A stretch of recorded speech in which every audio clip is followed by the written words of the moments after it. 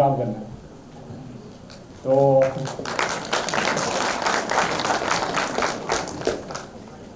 और मुझे बहुत अच्छा लगता है एनसीसी कैडेट। तो मैं एनसीसी कैडेट भी रह चुका हूँ और मेरी बटालियन थी 7 इंडिपेंडेंट कंपनी शिमला। तो बहुत बहुत अच्छा लगता है कि as a personality like second Indian army.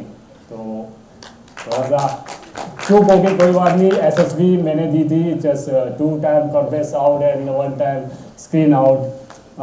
तो बहुत कुछ सीखने को मिला, डिमोलाइज नहीं हुआ। लाइफ में मैंने सोचा कि नहीं, कोई बात नहीं, अगर ये रास्ता नहीं तो और भी है रास्ते मेरे पास। वो डिपेंड है आपके ऊपर कि आप किस रास्ते को किस समय पिकअप कर लेते हो।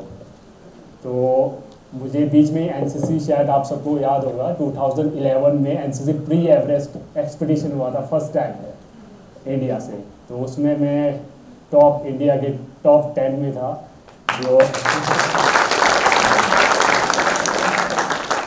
जिसमें मैंने प्री एवरेस्ट एक्सपीडिशन की, उसमें दियो तिब्बत कामेट। और 2013 में एनसीसी की बहुत अच्छी एक्सपीडिशन हुई। 2016 में गर्ल्स की हुई, शायद आप सभी को पता होगा।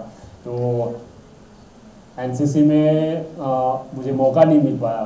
तो मैं हमेशा सोचता रहा पॉइंट ऑफ पॉइंट, मतलब कि मैं क्यों बाहर निकला, क्योंकि एक थोड़ी सी एटीट्यूड आ गई थी। सीरियसली मैं अगर कहूँ तो मैं एक स्पोर्ट्स पर्सन, फिटनेस है मेरे पास, सब कुछ है, तो मैं कैसे, मतलब लास्ट मोमेंट तक मैं चला गया। तो मुझे मेरे सर ने कहा कि आप ट्रेनिंग करो, क्या पता कुछ कमियाँ होगी। एंड मैंने इंडिया की 5 इंस्टीट्यूट ऐसी है जिसमें से अभिमा सुना होगा, अभिमा स्टेट गवर्नमेंट के अंदर आते हैं। तो उससे मैंने ट्रेनिंग नहीं ली। मैंने ली इंडिया की Nehru institute of mountain Uttarkashi, जिसके जो 5 इंस्टीट्यूट के जो प्रिंसिपल्स होते हैं प्रेसिडेंट वो कर्नल रैंक के होते हैं जितने भी मिलिट्री के अंडर। उसमें best student first basic and again advance के लिए चला गया। मैं national institute of mountaineering allied sport Dirang Arunachal Pradesh, आपने ज़रूर डेफिनेटली सर्च करना। अगेन वहाँ पर बेस्ट स्टूडेंट, और टेक्निक और इम्प्रूवमेंट करता गया मैं अपने आप को कि नहीं, मैंने मतलब माउंटेनिंग में क्या क्या चीज़ की ज़रूरत है। और सबसे टफ था मेरी लाइफ का जीएनके, जब मैं एमओआई करने गया था, जब मास्टर ऑफ इंस्ट्रक्शन बोलते हैं। तो 2017 की बात है। तो घर वाले भी डरे हुए थे उस टाइम, काफ़ी फायरिंग और वो होने लगी। तो मैंने डैड को फ़ोन किया था, आप शायद से उनके शॉप होंगे। मैंने डैड को कहा कि फायरिंग हो रही है। तो डैड का जवाब आया, क्या हो सकता है। मुझे डैड ने कहा कि अगर तू मिलिट्री में होता तो क्या करता। तो मैं बिल्कुल चुप हो गया कि इतना ट्रस्ट और मुझ पे इतना लाइक, जब आपने शुरुआत की थी, एनसीसी की थी, कि आपको ये सिखाया गया था, पीछे हटना सिखाया था? नहीं। तो मैं आगे कुछ नहीं बोल पाया। अगर फैमिली के सबसे बड़े उन्होंने अगर ये चीज़ कही तो नहीं, और मैं कंटिन्यू करता रहा। तो वहाँ पर हवास की ट्रेनिंग होती है, high altitude welfare school Indian army की। और वहाँ पर उन्होंने भी मुझे बेस्ट टेक्निकल, वहाँ के जो प्रिंसिपल है कर्नल ईश्वर सिंह थापा सर, उन्होंने मुझे बेस्ट टेक्निकल अवार्ड से नवाजित किया।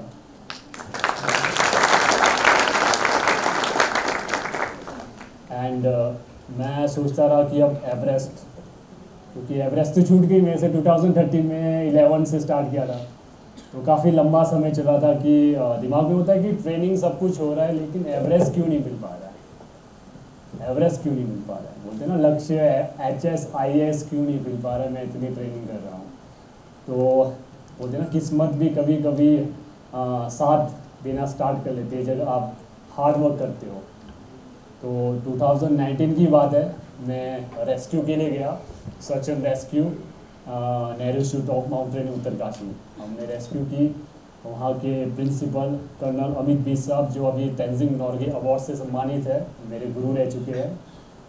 तो उन्होंने कहा कि अभी IM Indian mountain foundation first time 93 के बाद फर्स्ट टाइम 26 साल में, अभी 26-27 साल बाद मैसिव एक्सपीडिशन जा रही है, तो आपको पार्टिसिपेट करना चाहिए।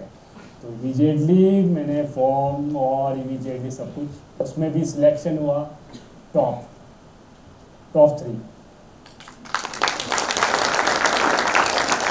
एंड मैं आपको बताऊं जो ट्रेनिंग हुई, शायद ये हमारे एनसीसी के स्टूडेंट शायद जानते होंगे, जब ट्रेनिंग होती है तो गर्ल्स को 16 केजी उठा के दौड़ना पड़ता है और बॉयज़ को 18 या 19 केजी।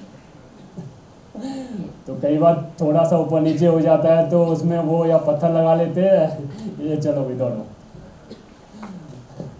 तो वो रनिंग हुई, रनिंग पास। सुबह हमारी 6 बजे हमारी स्टार्ट हुई रनिंग। तो मैं और 2 लद्दाख के थे, हम 12 बजे पहुँचे, बाकी रात के 9:30 बजे पहुँचे।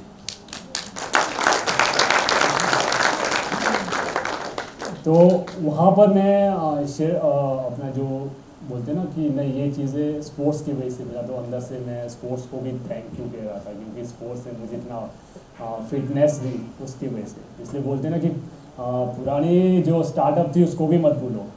जब आप आगे चल रहे हो, आपको बहुत अच्छी अपॉर्चुनिटी मिल रही है, तो आप ये सोचो कि क्या पता वो पीछे वाली अपॉर्चुनिटी आपको आगे ले जा रही है। एंड उसके बाद फिर लास्ट 2020 हम खुश थे कि अब हम जा रहे हैं, लेकिन कोविड, आप सबको पता है, कोविड की वजह से वो दिल तोड़ दिया। 9 साल मैं एक माउंटेन के पीछे पड़ा रहा हूँ। 9 साल में मेरे ख्याल से काफ़ी लोग शायद कोई एसएसबी पास कर ले, एचएस पास कर ले, या आईएएस ऑफिसर का वो एक एग्ज़ाम निकाल दे। तो मैं 9 साल से लगा रहा, 2011 एंड 2019 में अगेन कोविड। तो घर में दिल नहीं लगता था कि मतलब अब होगा नहीं होगा, कंफर्म नहीं था, मतलब बहुत अपसेट महसूस होता था 1-2 दिन।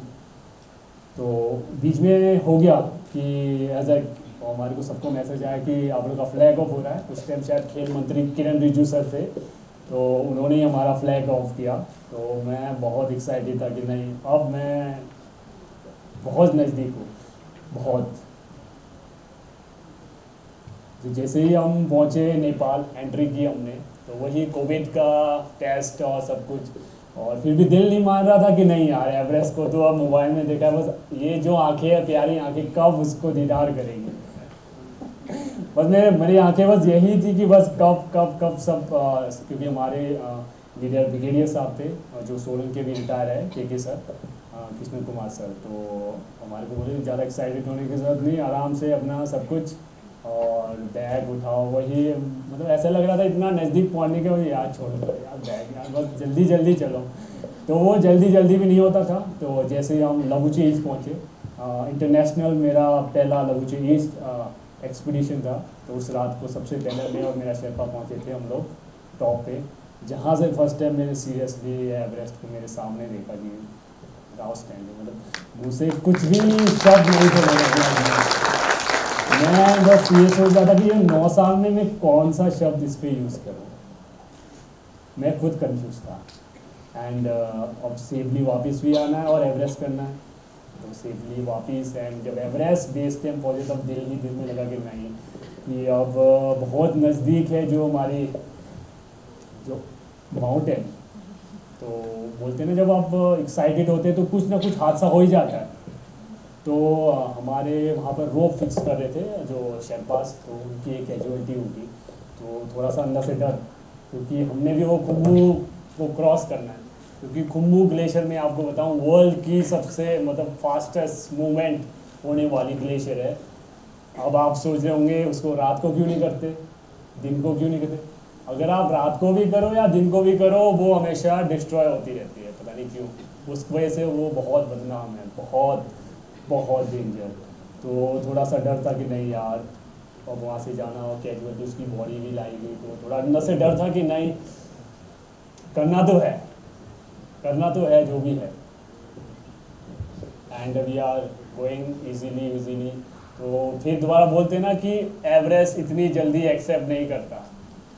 तो 2021 में आपने सुना होगा 2 साइक्लोन हिट हुए थे तुक नाम के, उस वजह से हमारे इंडियन आर्मी की मैसिव भी टीम थी वो वापस हो गई। तो हम कैंप 2 में फंसे रहे 3-4 दिन, और हम खाना खा रहे थे इतना, मैं आपको बता रहा हूँ इतनी हाथ, जितना जो हाथ है ना इतना हम बांट के खा रहे थे। तो उस टाइम मुझे वैल्यू पता चला खाने का भी, तो हम वेस्ट कर